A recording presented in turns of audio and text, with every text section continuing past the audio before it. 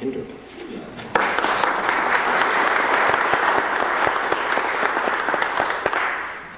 And we have James McKim, who is a native of Mount Pleasant, South Carolina. He was raised both Baptist and Episcopalian. How does that work? We may have to talk about that. His parents, who were educators and civil rights activists, were Baptist and took the family to Central Baptist Church in Charleston. He attended the Episcopal-run Porter-Gaud School, where he recognized to which denomination he would eventually want to belong. He currently is a program manager at Hewlett-Packard Enterprise, and when he is not busy doing that, he's a long-standing member of St. Matthew's Church in Goffstown. He has led the junior choir, leads the folk band, helps lead the senior choir, and drives the church's use of technology. In 2010, Bishop Gene Robinson asked him to take over the diocese anti-racism committee, which has changed into the diversity committee to address the root cause of racism, intolerance of diversity, and intolerance of diversity. Bishop asked him to join the commission on ministry, where he is playing a leading role in reimagining what ministry is in the diocese. In 2017, James took over as chairman of the Episcopal Church's International Executive Council on Anti-Racism, where he is bringing structure and long sentences to the church's fight to eliminate racism. And when he's doing all of that, James lives in Goffstown with his wife Nancy and daughter Catherine. Their son Andrew is at the University of New Hampshire completing studies in neurobiology. James enjoys playing piano, tennis, and cross-country skiing. I don't know where you get your energy.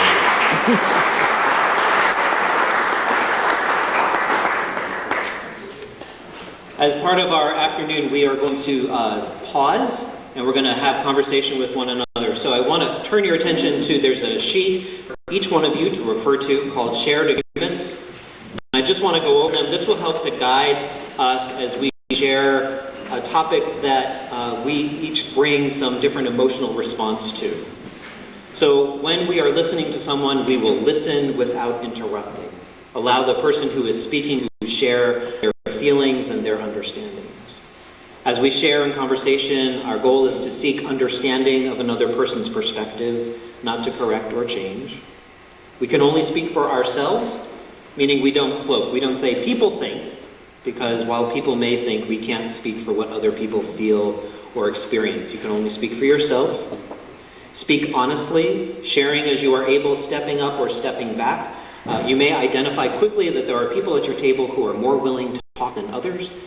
Make room for every voice at your table. Treat all input as valued. Manage your own emotions.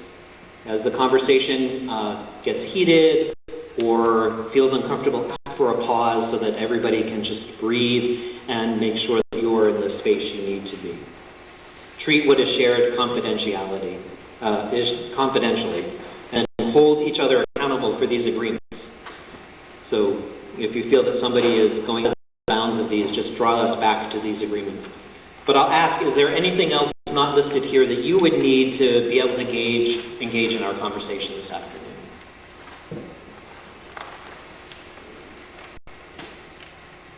So we'll just use these guys as we're having our table conversations. So I'd like to open us in a moment of prayer, so if we could have a bit of silence.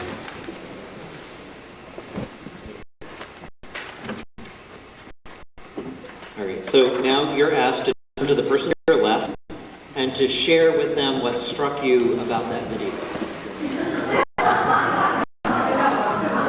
You figure out how you're going to do that. Our panelist is, what struck you in the video?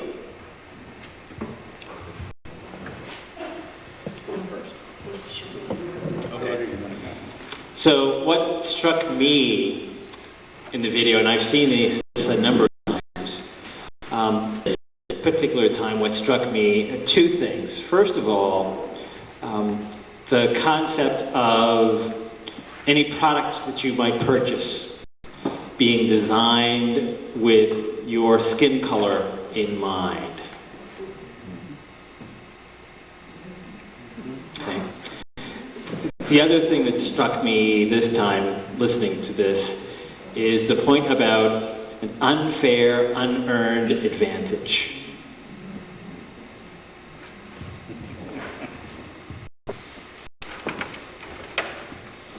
Hidden in this video, and all of a sudden it struck me, because we had watched this before the panel discussion in preparation, was the fact that all my teachers, all my pastors, everyone that I knew in a position of authority or mentoring were all the same color as I am.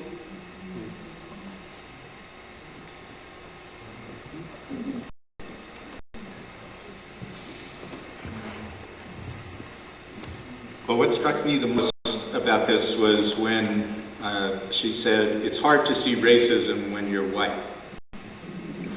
And I just found that incredibly resonant, because we expect all the privileges that come with our, and it's, especially in New Hampshire, where a lot of people don't believe that there is racism in New Hampshire because everybody's white. Well, that doesn't mean nobody's bigoted. In fact, New Hampshire was the first state involved in the slave trade. I looked today, reading. Portsmouth was a big slave trade market. And we didn't stop allowing for the slave trade in New Hampshire until 1865, the end of the Civil War. It was long before that.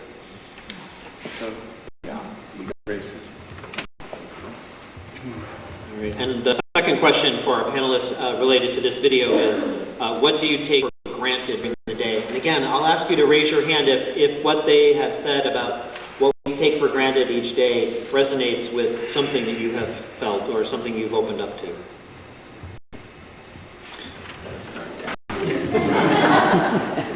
Okay. That's why I chose the middle. Well, for me, the big thing I've learned recently that I take for granted is that I don't have to give my wonderful son the talk that black parents always have to give to their children about how they have to be very careful about things like driving while black, being stopped by a police officer. I've never been racially profiled. I don't even think about it. And if a police officer does stop me, I certainly don't fear that he or she is going to beat me up or shoot me or anything else.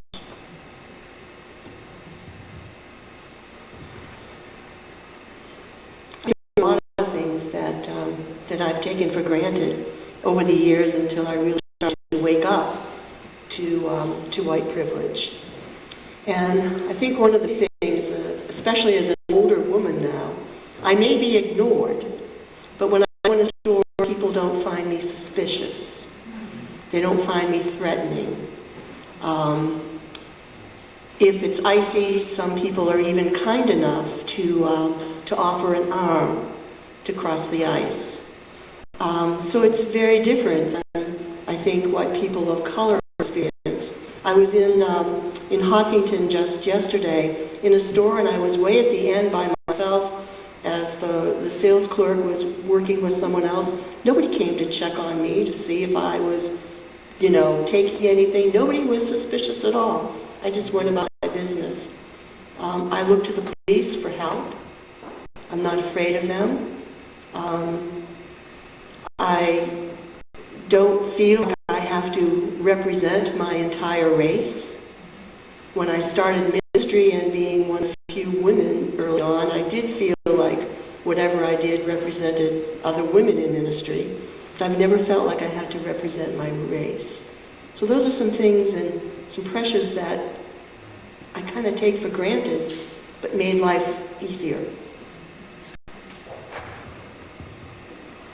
I have a few hands there, huh? So what I take for granted is that I do have to worry about those things every minute of every day. I just take it for granted. I know I have to. And that's the way I have to live my life.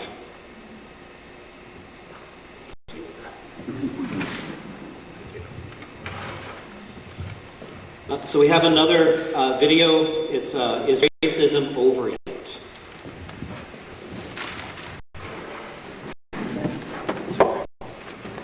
Start at this end of the podium. I'm always in the Actually, middle. no, we'll give it. No, I'm putting my foot down. I will not be ignored. So a number of things come to me as I watch this again. First of all, it just hit me so hard the way that people make assumptions and stereotypes. The kind of about being lazy without really thinking about, well, does that mean everyone is? The second thing that really struck me this time was the whole concept of systematic racism being legal. It's legalized. Right? So, coming from Jim Crow, and my parents actually told me stories about Jim Crow days, so I have that in my head. And then the whole memory lane trip was fascinating to me, and talking about redlining and the consequences of redlining that leave people of color disadvantaged and in communities without the resources to just get by. And particularly what that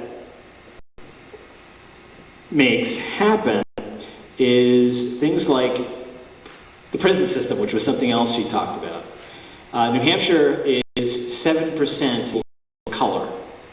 And we're not just talking black and white here, we're talking Asians, Native Americans. Anyone know what percentage of the population in prisons is in New Hampshire of people of color? 40%. 40% of the people in the prison system are people of color. The only person on death row is a person of color. So that to me brings it home to New Hampshire. It's not just around the United States, but it's right here. Also, the whole concept of the military supplies that the police now have. This is a result of the war on drugs, which started out back in the, anybody remember? Nixon. Reagan. It was actually Nixon. Nixon started it. Reagan took it to a whole new level. Right? And Clinton got in on it too. And at a World Economic Forum, Bill Clinton said that he made a mistake. They made a mistake about escalating, giving the military kind of supplies. But just the fact that the police have military-grade equipment against defenseless people. Just think about that. And then the last thing that really struck me was the timeline chart. 450 years of this.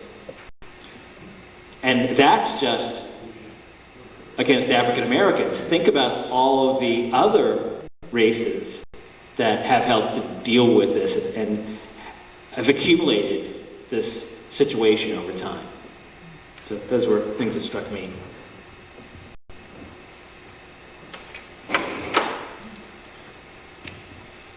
I would agree, James, that just hearing what people said about the stereotypes, it's just deeply saddened me that we can still think along those terms. I think what struck me in this film is that I'm reminded that racism is not just about personal relationships.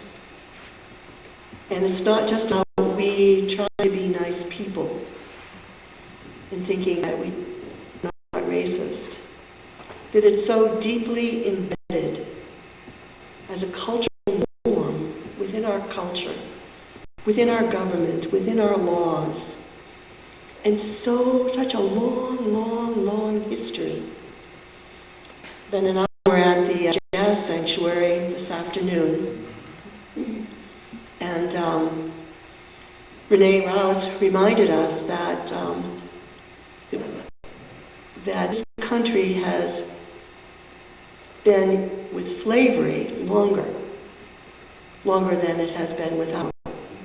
And so that's just so deeply ingrained, this sense of one race being superior to another, of certain attributes that people of European descent have that are supposed to be or are thought to be more desirable. I mean, that's just how insidious it just permeates our thinking, our whole way of being. And although I said racism isn't simply about personal relationships, racism certainly damages our relationships with each other. We are broken when we can't come together as a whole community. So I find that just so sad.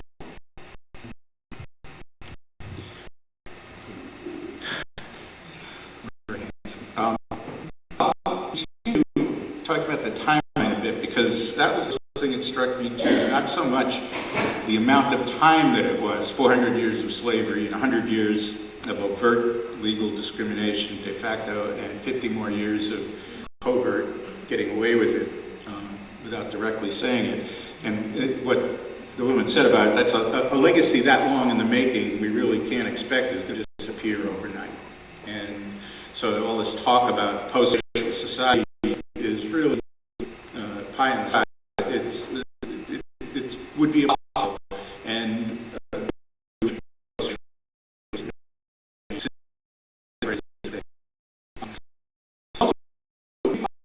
about the 400 years of slavery and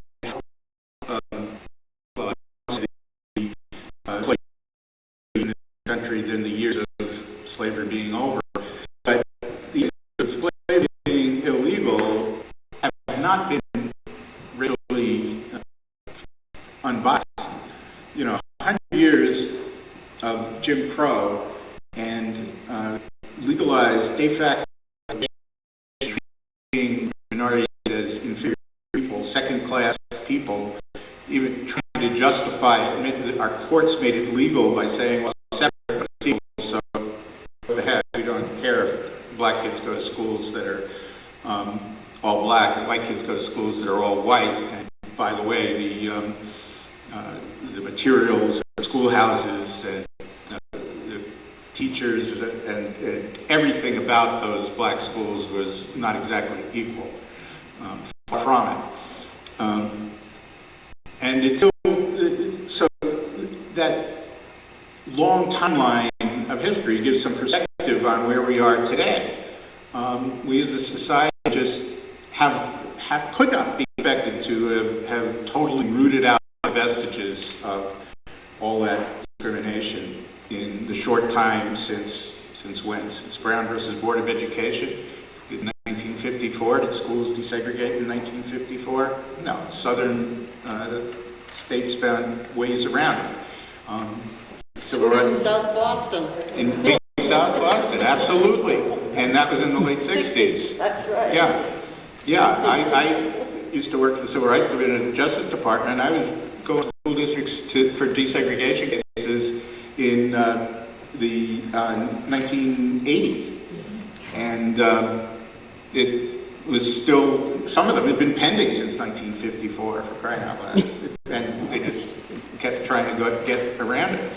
And then the redlining that James mentioned, I picked up on that too, because on the one hand, it's an example of the racism and segregation that minorities suffered in an area which is pretty close to home. In fact, it is home, where they're allowed to live.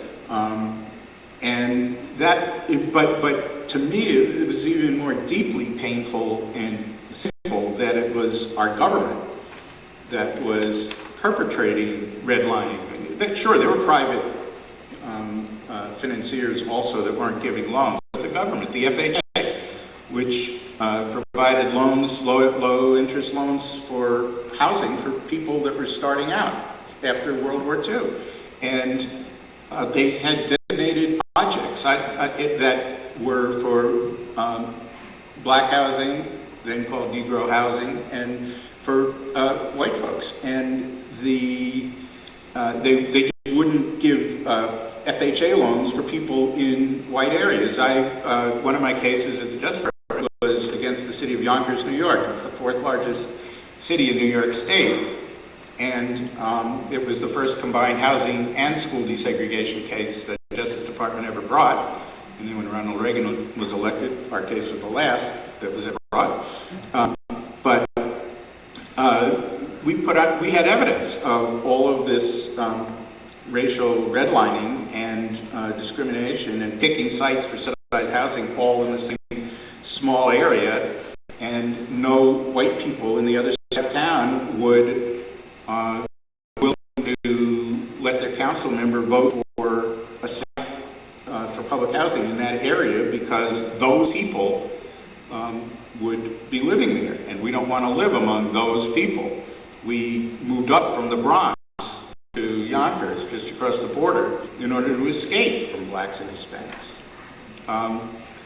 And of course, it was a combined school case as well, so you have neighborhood schools and segregated neighborhoods, and guess what color the schools are going to be? They're going to match the neighborhood. So it's insidious. It's not quite as blatant in the last 50 years. It's not de facto anymore, but it surely happens. And the example that Dawn gave about, she could walk into a store anywhere and not be followed around or suspected of anything by the store owner. Just last month, the day before Christmas, I think it was, here in Concord, New Hampshire, of all places, on Main Street, two friends of mine who have adopted two black children went shopping with their two teenagers, and this store owner followed them around. They were looking at jewelry. They're teenagers and might want to be buying it for their girlfriend or just a bracelet for themselves. Who knows what it was? But they were looking around, and the store owner just followed them around. They don't follow me around all the time. They didn't follow Dawn around. Then the family with the kids goes to the next store up the block, and the store owner from the jewelry store follows them up there and asks them about whether they were casing the joint. That's December of 2017 here in good Doobie-ville, Concord, New Hampshire. It's really shocking. So there's a lot of conscious and also subconscious racism and stereotyping that goes on. I do a lot of employment cases now of people who've been discriminated in employment, race and gender and other things. But there are supervisors who just doesn't think that their black employee is cut out to be promoted. How you evaluate such attributes, such characteristics in your mind are very subjective.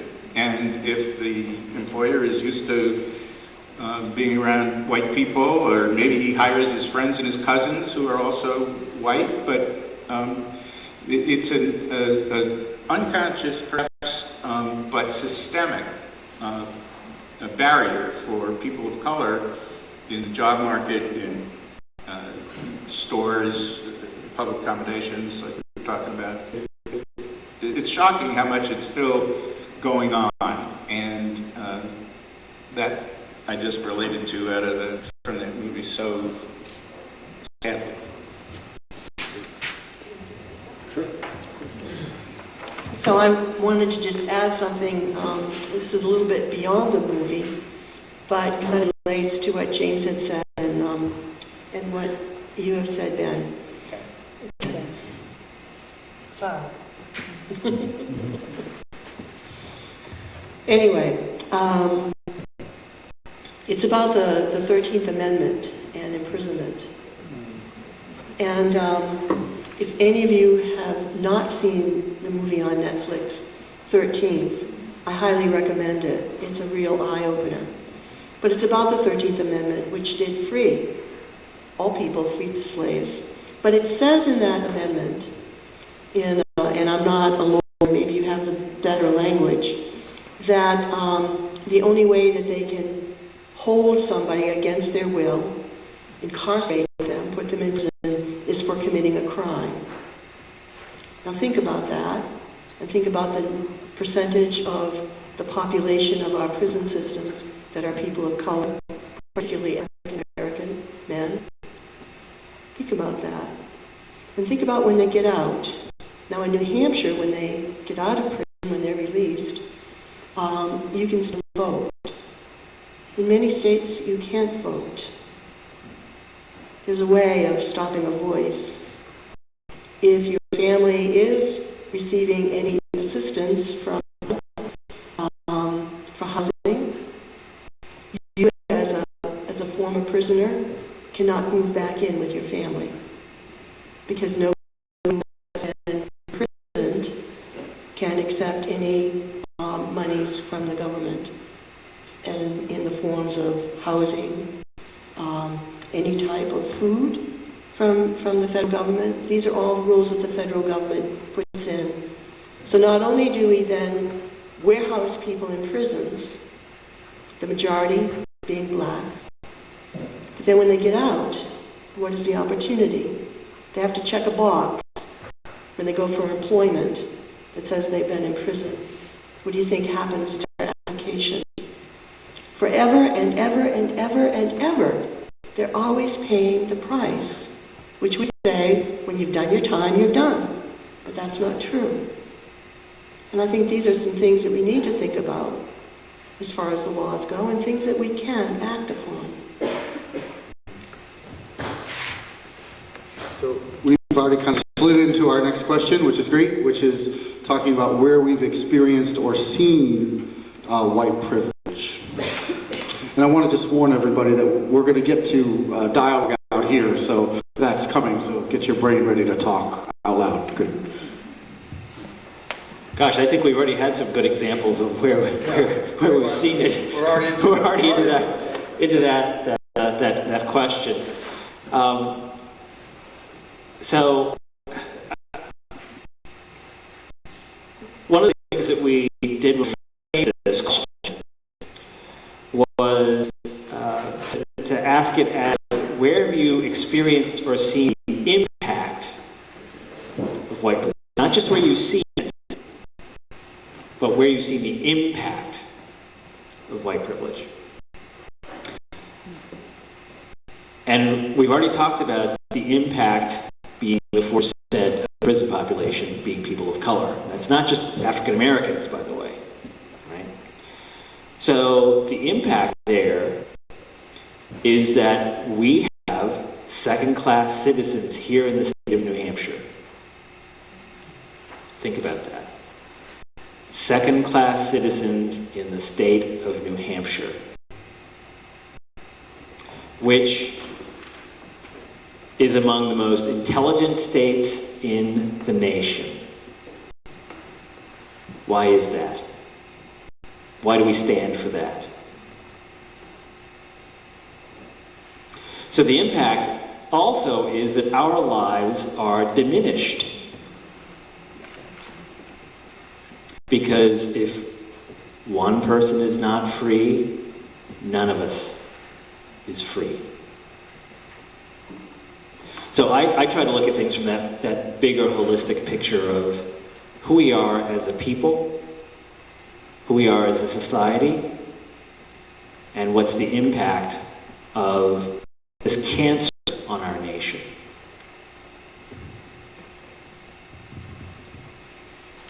So a couple places where I see the impact of white privilege, I think has to do with this post-racial society idea.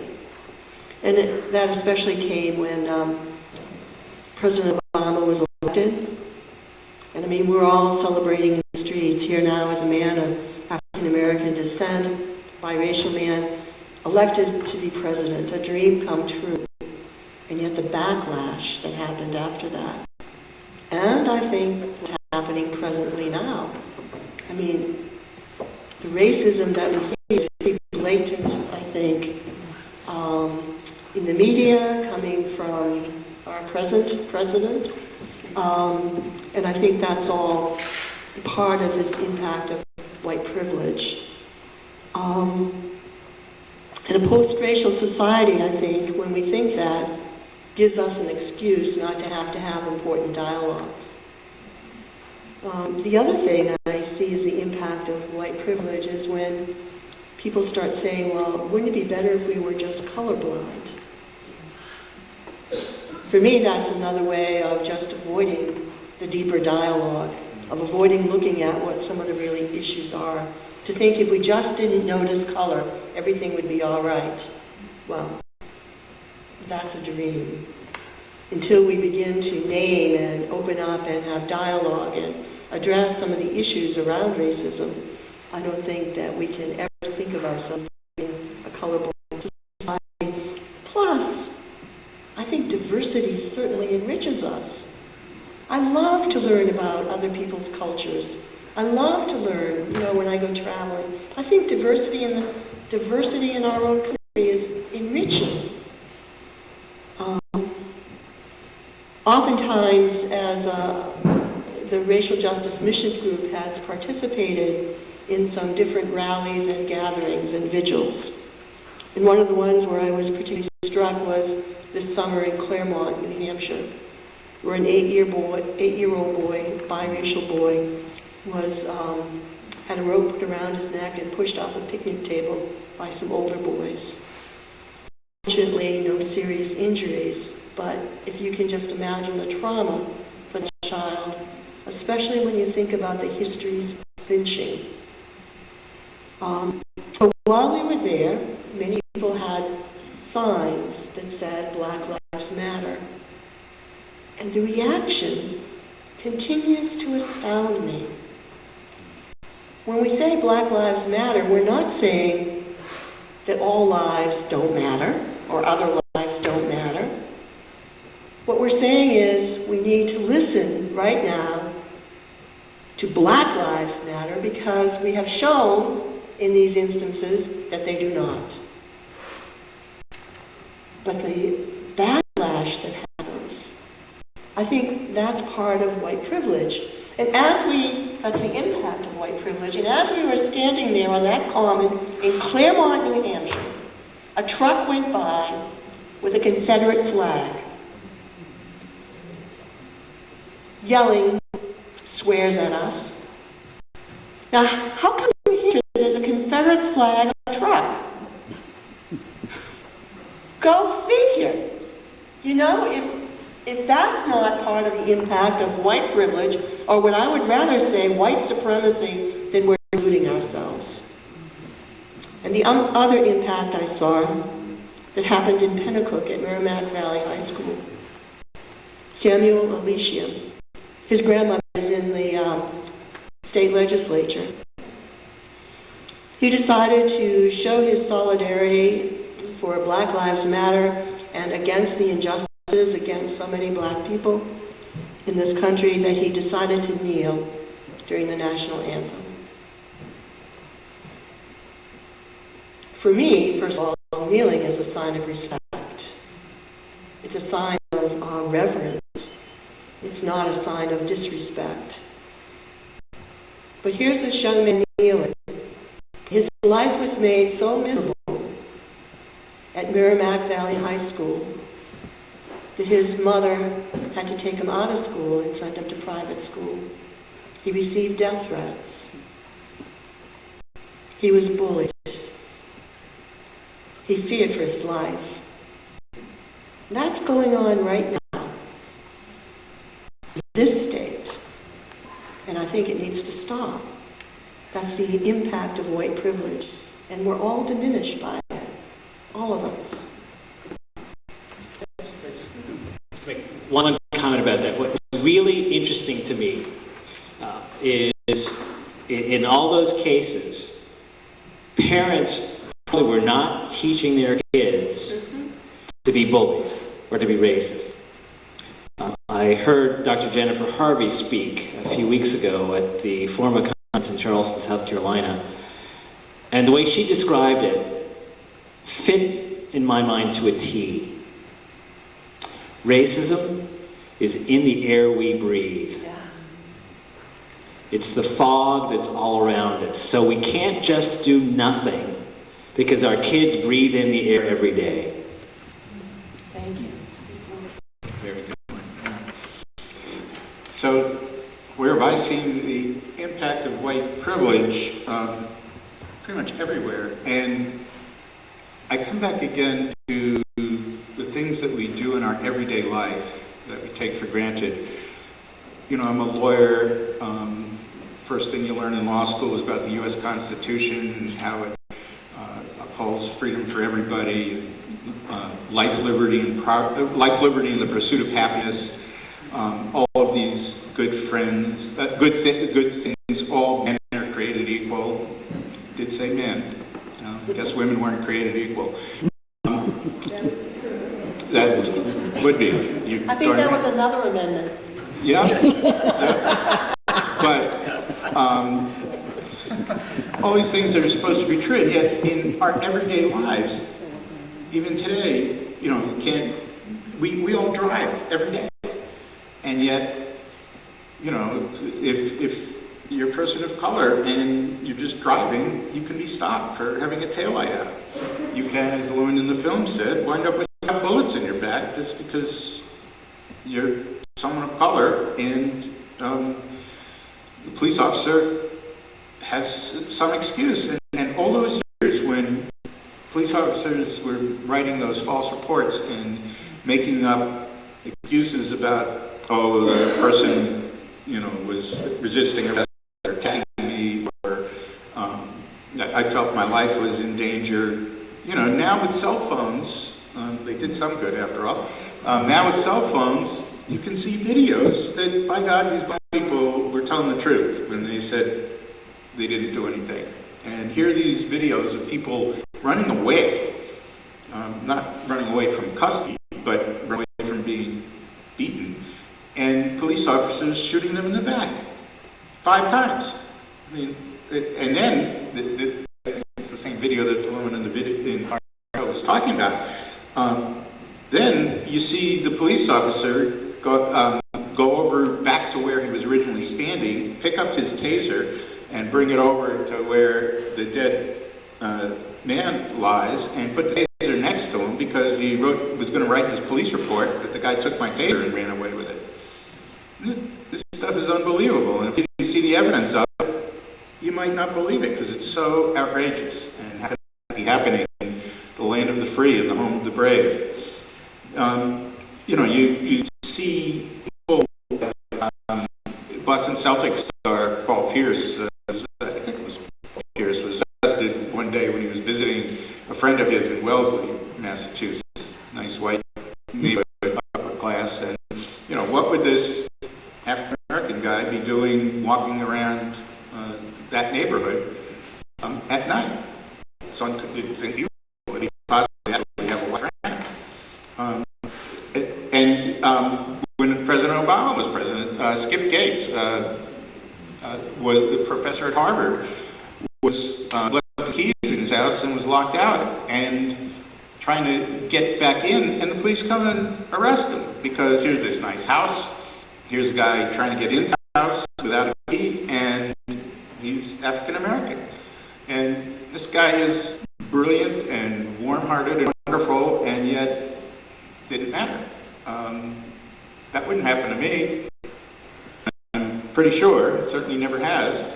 The story of shopping at a store and being treated differently are white privilege. When I worked in New York City at the Commission on Human Rights, we did some testing, racial testing. There were complaints about store owners who locked their doors and put buzzers on the doors because they were having some shoplifting issues. This is the fancy part of town near Bloomingdale. And so I was out with this African-American guy, good friend of mine, and we go up and down Lexington Avenue, and we go into these various shops, not at the same time, and I show up at the door, they see a customer, they buzz the door open, don't ask any questions. I go around and look around and shop, and of course don't buy anything because you can tell I'm not exactly a clothes horse.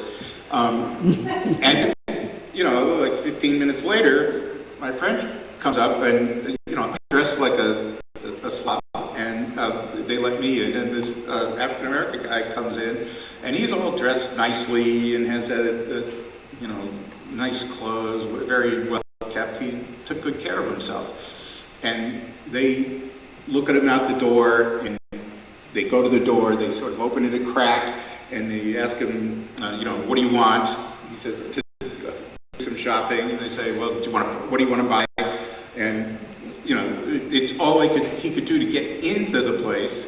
And then when he's in, the store owner follows him around, and he's doing what all of us do. You know, you pick up a garment and sort of look at it and wonder how it's going to look at it. And they're giving him hassles for shopping.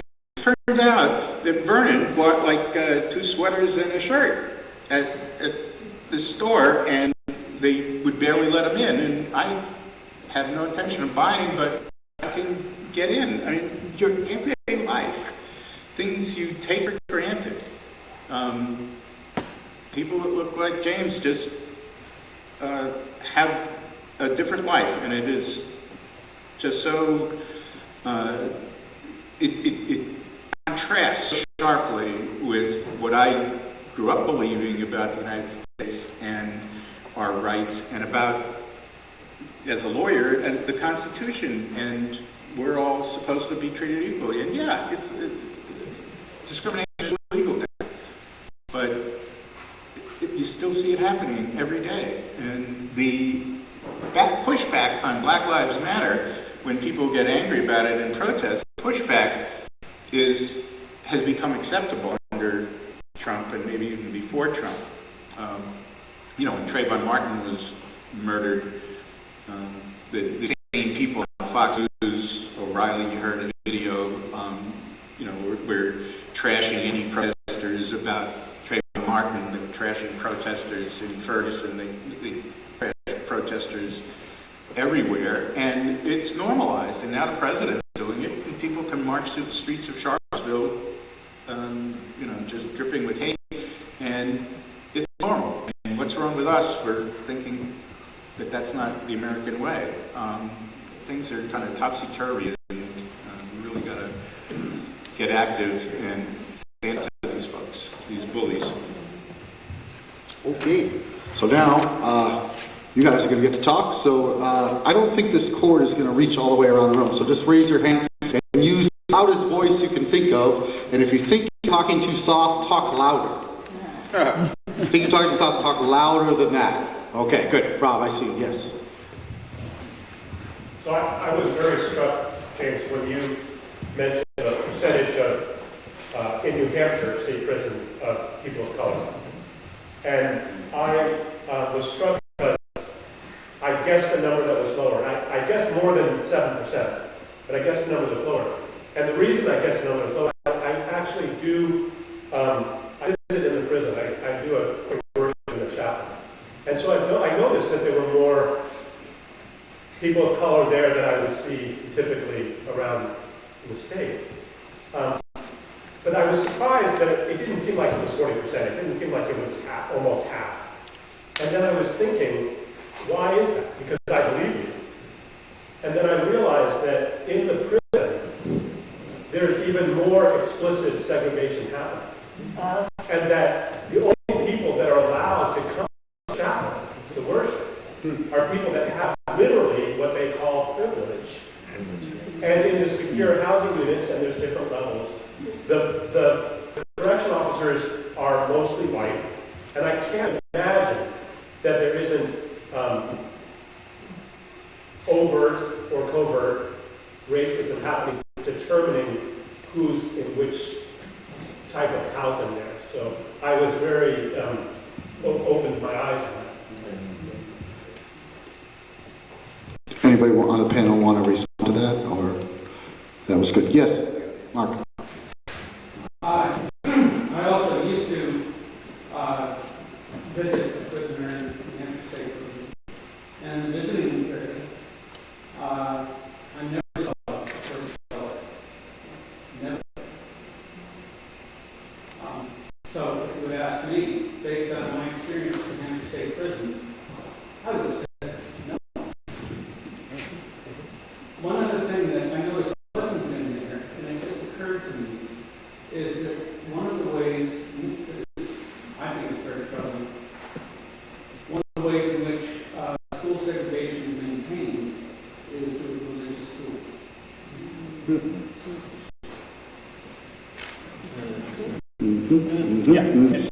Yes, sir.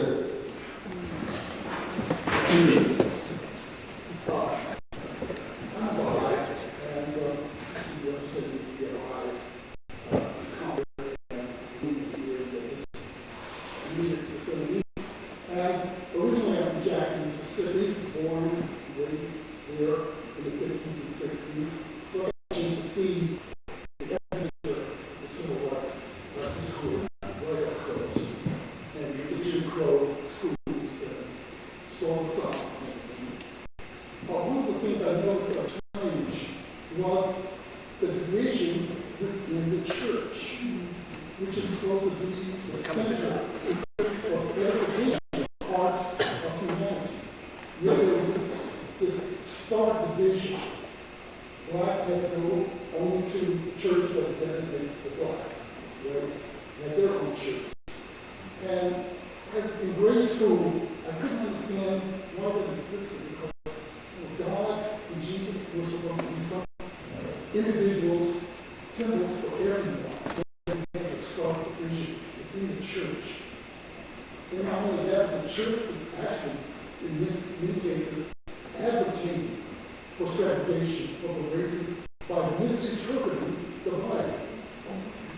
My dad tried to go to one of the churches. He started reading about this particular church's ideology. His sister, who lived in Chicago at the time, joined this particular church. I won't name the church, but get it to divisions. The church that he read about, that his sister had joined. He went to the church one day and they denied him entry. Why? When he was denied entry, that led him to look for something else. Eventually, he came upon the high faith just by accident. He looked at the mail to a lady on his roof, and she invited him to one of their gatherings. And he saw something that was so unusual. That there were a group of people, black and white, in downtown Jackson City, in the neighborhood, not far from a community of whites. And these people would go in and out of this storefront place they had without any problems whatsoever. And they were able to gather racially. There was no harm with that group, but he was impressed by that eventually. And he told me about it. And I what my dad had said. I was skeptical about this. It was a funny sound to me.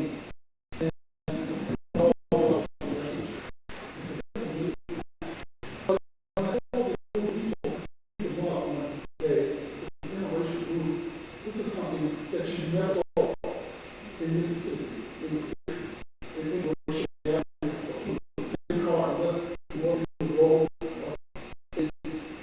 someone who is a servant or someone else. But these people were very down in the meeting. And after that, I was here, I was listening and watching their activities, and it dawned on me that this is what Jackson needed. A group, an ideology that talk about the oneness of humankind. This is the root. Once we understand this concept, we can talk about and white eventually it becomes irrelevant. But until then, we have to acknowledge that, but we have to keep in mind this oneness, that God created all the same substance. I think that's one of the verses in the Quran, in Surah 96, that God created humanity from a single drop of blood. There were two documents that were put out by an international community from the World Center in which was hyper Israel. And this document was written in 1995. The UN developed the question about how to achieve peace. And they wrote this document describing the problem, pitfalls, and solutions that we would have to work towards to create peace. One of the statements held with racism. It says, racism is one of the most painful and persistent evils, is a major barrier to peace. Its practice perpetrates two outrageous or violent violations of the dignity of human beings to be countenanced under any pretext. Racism retards the unfoldment of the boundless potentialities of its victims, corrupts its perpetrators, and blights human progress. Recognition of the oneness of mankind implemented by appropriate legal measure must be universally upheld if this problem is to be overcome. And one of the short films, this is from Shirley Effendi in 1938 to the American Baha'i community. But in reality, it's addressed to all Americans. He wrote this letter. It's a book in the book. The part of the letter is about the most challenging issue, which he refers to as racism. And the National Spiritual Assembly took up that theme of Shirley Effendi's by starting out its text on his vision of racism for America by saying, this is just the first paragraph. Racism is the most challenging issue confronting America. A nation's ancestry includes every people on earth whose motto is before the Uno, whose ideal of freedom of the law has inspired millions throughout the world, cannot continue to harbor prejudice against any racial or ethnic group without betraying itself. Racism is an affront to human dignity, called hatred and division, a disease that devastates society. Do you want to say something? We'll get to it. Okay. One thing that John said, and I want football to get me very emotional. My son knows Marinette Valley, and he has white privilege. Anytime there's other bullying of any white child, the parents heard about it. When you said that about that young football player, I have never heard of that. Email, nothing was in the school newsletter, nothing was ever sent home about this young man being bullied. My son was bullied for a long time. And parents that I didn't even know called and apologized that they hoped it wasn't their child doing it, and I didn't ever heard about that young man. Did you hear about the public event that they had at the school? No? That the grandmother led, talk about racism and... So let me ask the panel, let's maybe stay there for just a second. What does that say?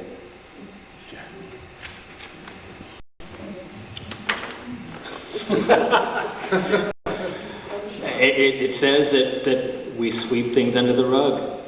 It says that even the folks in authority don't spread the word, they don't communicate about this issue. And that's why I think forums like this are so important, where we have a dialogue in a safe, and my colleagues, Reverend Timothy Siemens, calls it a brave space, not just a safe space, but a brave space where we can actually speak these things. First of all, I'm sorry that your child was bullied, because I think for parents, I mean, it's hard on the children and it's hard on the parents. And I hope that bullying has been alleviated and it's been addressed. And I thank you for sharing what you shared. I think there are there are some ways in which this is, again, the impact of white privilege and white supremacy. What happens is that when something that is overtly racist happens, there's white shame kicks in, and white fragility, guilt. And so it means that people of European descent aren't so apt to want to talk about it because they feel ashamed. They feel the way they defend themselves is by going on the offensive. So it's either swept under the rug or they do what they did at the rally in Claremont. They come out with their Confederate flags. But that's white shame, white fragility.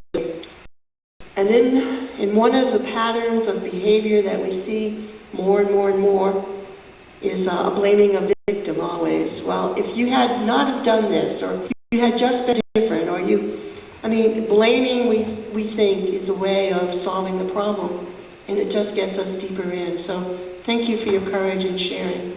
I appreciate that. When they first asked what is our response to that, there really is no response to that because you're so eloquent and heart-gripping in your description. And it obviously brought tears to your eyes and it brings tears to my heart. That is what this continuing racial, the American dilemma, as Gunnar Myrdal called it, is doing to our country, and it's tearing people apart. And the white shame is part of it, but they must be also, the administration must be ashamed of people bullying your eyes. I'm ashamed that the MBHS has allowed that to happen in the past. And there's a lot of things that we're ashamed about that happen that are not great in our society. And supposedly the glory of America and hopefully all humanity is that we're going to rise to the occasion and do something about it. And it's the administration's responsibility to stop bullying not only of white children, but also minority children. And it's the sweeping of it under the rug is part, I think, of the normalization of racism and Charlottesville and Donald Trump's misogyny and all kinds of other things that have become acceptable in our society in recent years. It was before Trump as well. It's acceptable, and it shouldn't be. And I hope, as James said, that we can come away from here with a new commitment to stand up and say something and to be heard. Not to be rude or obnoxious or calling anybody else names, but to respectfully say that this is not the way we human beings should behave toward one another, and it's not the way America should be behaving toward its citizens. I just want to make one couple of more comments, and then we'll get back to the questions about fear and shame, because this is a topic that our Bishop Hirschfeld, has actually written a book about, and I have that book at the back of on the table back there. So if people want to learn a little bit more about fear and shame and how that impacts people, that book is there. The other thing I wanted to mention is in your handout is a page called The Ethic of Reciprocity. And what it lists is the golden rule from many of the faith traditions. And it speaks to the segue into our next set of questions. But I want to just call attention to that because we're just talking about different faiths and how they deal with this issue of racism. Yeah. I'm just a very patient person. Okay. I know that I want to see and awareness to see, but I want to know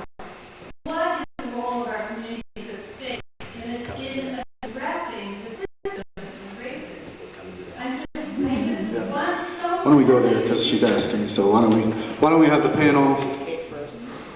Kate wanted to. Go ahead, Kate. This kind of connects to what you were saying.